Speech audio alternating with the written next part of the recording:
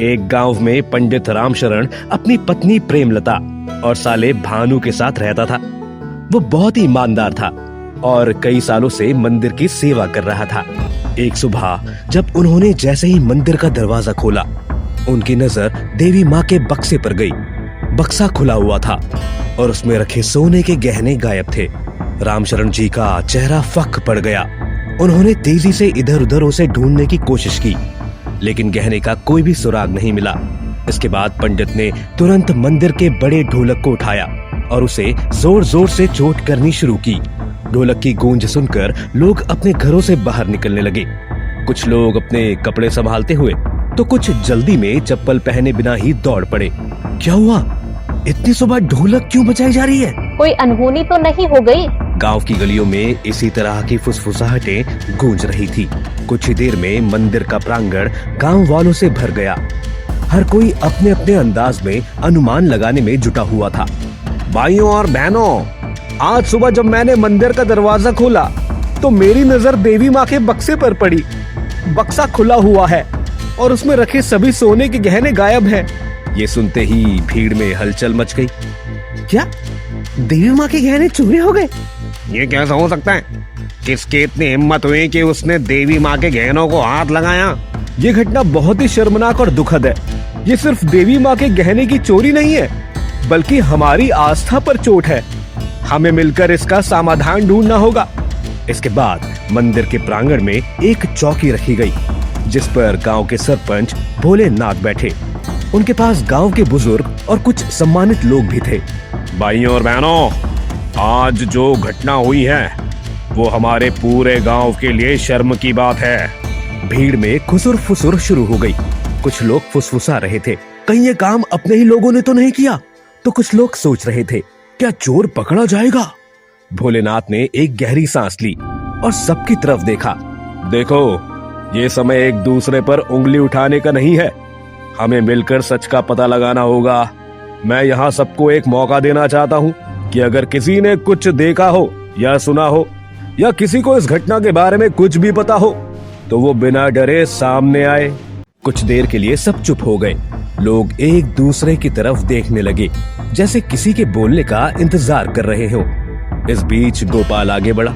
सरपंच जी, मैंने देखा कि बक्से का ताला टूटा नहीं है, बल्कि उसे खोला गया है। अब मंदिर और बक्सा दोनों की चाबी तो पंडित जी के पास ही होती है। तुम कहना क्या चाहते हो गोपाल? ये गहने मैंने चुराए हैं? अरे जब चाबी तुम्हारे पास है तो शक भी तो तुम पर ही जाएगा ना पंडित। अब कोई अदृश्य शक्ति ने तो चोरी नहीं की होगी जो दीवार पार करके घुस जाए। सुनिए, इस तरह आपस में बहस करने से कुछ हासिल नहीं होगा। जब तक हमारे पास सबूत नहीं है तब तक किसी पर शक करना या आरोप लगाना गलत है। रामशरण, तुम मंदिर के पुजारी हो, लोग तुम पर शक कर रहे हैं। तुम इस बारे में क्या कहना चाहते हो? सरपंच जी, मैं निर्दोष हूँ।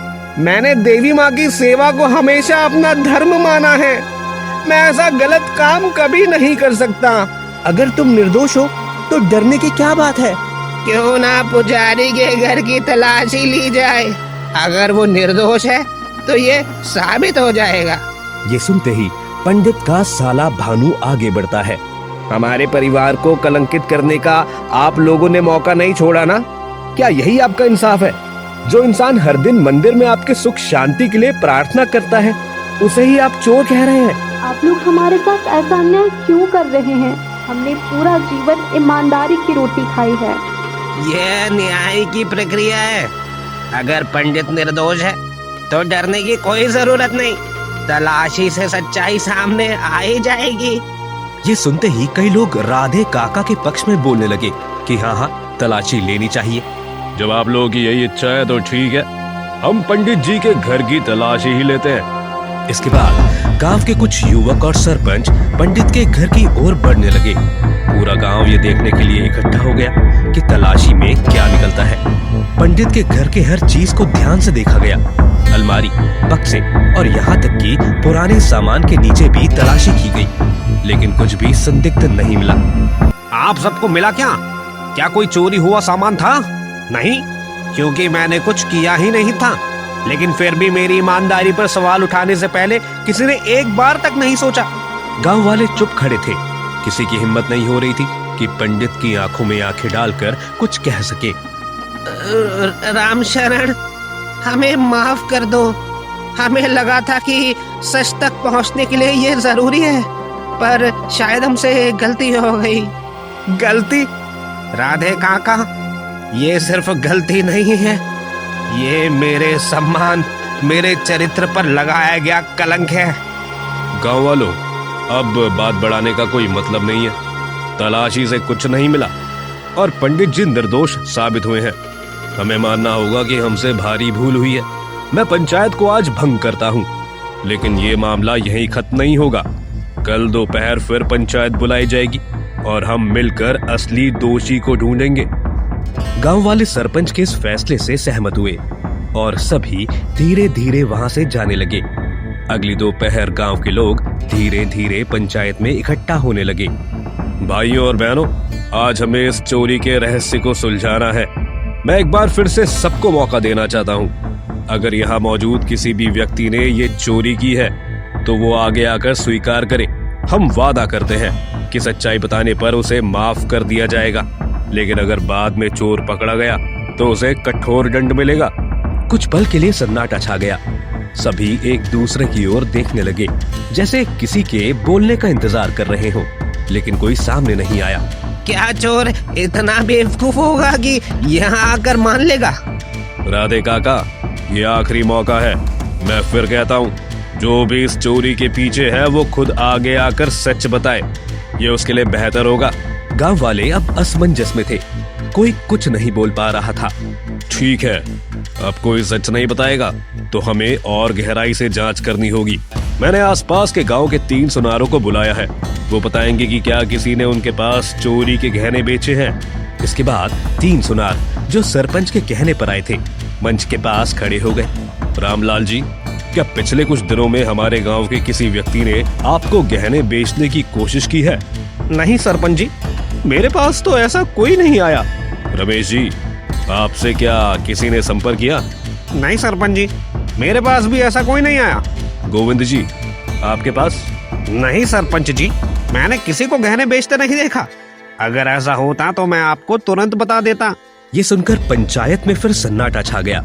गांव वाले उलझन में पड़ गए कि आखिर गहने गए कहाँ। तभी गणेश नाम का सुनार हाफते हुए पंचायत में आया। सरपंच जी, मैं शहर गया हुआ था। घर आते ही पता चला कि आपने बुलावा भेजा है, तो मैं दौड़ा दौड़ा चला आया। कहिए, मैं आपकी कैसे सेवा कर सकता हूँ? क्या तुम्हारे पास किसी ने देवी माँ के गहने बेचे हैं? हाँ, आज सुबह कुछ गहने आए थे, जिसमें एक सोने का हार भी था और उस पर लाल पत्थर जड़े थे। मैंने उसे शहर में बेच दिया। कहीं वो हार देवी माँ का तो नहीं था? हाँ, वो हार देवी माँ का था, जिसमें लाल पत्थर लगे थे। हे देवी माँ, मुझे माफ करना, मुझसे बहुत बड़ा पाप हो गया।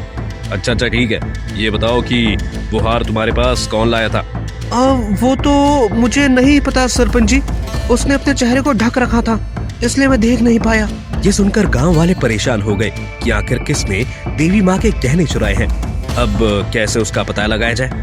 जब चाबी पंडित जी के पास थी तो उनके अलावा और कौन ये काम कर सकता है? हाँ, तुम सही कह रहे हो। अब बहुत हो गया नाटक। ले चलो इस पंडित को कोतवाली। जब 2 डंडे पड़ेंगे तो खुद सच बाहर आएगा। गुस्से और हताशा से भरे गांव वाले पंडित जी को खींचकर थाने ले गए। अरे ये क्या कर रहे हो आप लोग? मेरे हाथ छोड़िए, मैंने कोई चोरी नहीं की है। रुकिए, बिना सबूत के किसी पर इल्जाम लगाना सही नहीं है। मुझे लगता है हमें सच्चाई का पता लगाने का सही तरीका अपनाना चाहिए। गांव वाले चुप हो गए। एक ने पूछा, तो सरपंच जी, अब आप क्या करेंगे? भोलेनाथ ने अपनी जेब से एक छोटा सा लकड़ी का डिब्बा निकाला। गांव वाले हैरानी से उसे देखने लगे। ये डिब्बा मुझे पास वाली पहाड़ी पर रहने वाले बाबा ने दिया था। उन्होंने कहा था, जब कभी सच्चाई का पता लगाना हो तो इसका इस्तेमाल करना। सरपंच जी, इसमें क्या है? इसमें है एक जादुई 500 का नोट। ये नोट आज रात मंदिर में रखा जाएगा। अगर चोर पंडित जी है तो ये नोट सुबह तक गायब हो जाएगा। अगर कोई और चोर है तो हमें ये नोट वहीं मिलेगा। इसे सुनते ही गांव वालों में खुसुर पुसुर शुरू हो गई। जो भी सच्चाई है वो कल सुबह सबके सामने होगी। तब तक किसी को मंदिर के पास नहीं जाना है। अगली सुबह सूरज निकलते ही गांव वाले मंदिर के बाहर इकट्ठा हो गए। सबकी नजरें सरपंच भोलेनाथ पर थी, जो धीरे धीरे उस लकड़ी के डिब्बे की ओर बढ़े। सरपंच ने डिब्बा खोला और जैसे ही अंदर झांका, उनकी आंखें हैरानी से बड़ी हो गई। नोट गायब है। गांव वालों में खलबली मच गई। कुछ लोग गुस्से में पंडित रामलाल की ओर दौड़े और उन्हें पकड़ लिया। तो साबित हो गया, असली चोर यही है। देवी माँ के गहने भी इसी ने चुराए हैं। इसे पुलिस के हवाले करो, ऐसे धोखेबाज को और सहन नहीं करेंगे। पंडित जी रोते हुए अपने घुटनों पर गिर गए। हे देवी माँ, ये मेरी भक्ति की कैसी परीक्षा ले रहे हो आप? रुको, पंडित को छोड़ दो। असली चोर पंडित नहीं बल्कि भानु है। गांव वाले चौंक गए। सभी भानु की तरफ मुड़कर देखने लगे। नहीं, मैं क्या कर रहे हो सरपंच जी? आप मुझ पर बिना किसी सबूत के इल्जाम नहीं लगा सकते। सरपंच ने उसे कड़ी नजरों से देखा और गंभीर आवाज में बोले, अगर तुमने देवी माँ के गहने नहीं चुराए हैं तो कल रात डिब्बे से नोट गायब क्यों किया था? हम सब ने तुम्हें नोट गायब करते हुए अपनी आंखों से देखा था। भानु के चेहरे का रंग उड़ गया। उसने हाथ जोड़ते हुए रोते रोते कबूल कर लिया। हाँ, मैंने ही गहने चुराए थे। मैंने सोचा कि अगर नोट गायब हो जाएगा तो साबित हो जाएगा कि असल चोर पंडित है, क्योंकि मुझे डर था कि अगर नोट गायब नहीं हुआ तो फिर से जांच पड़ताल होगी और मैं पकड़ा जाऊंगा। इसलिए मैंने खुद ही नोट को गायब कर दिया। मुझे माफ कर दीजिए। गांव वाले गुस्से में भानु की ओर बढ़े, लेकिन सरपंच ने उन्हें रोक दिया। शांत हो जाओ, भानु ने अपनी गलती कबूल कर ली है, अब इसे इसकी सजा दी जाएगी। पंडित जी और उनकी पत्नी ने भानु को डांटा। कैसे भाई हो तुम? अपनी बहन के पति को ही अपने घिनौने जाल में फंसाना चाहा। मैं तुम्हें कभी माफ नहीं करूंगी। मोहन, तुम्हारी ये हरकत माफी के लायक नहीं है। तुमने ना सिर्फ मंदिर की पवित्रता को भंग किया, बल्कि पूरे गांव की आस्था को ठेस पहुंचाई है।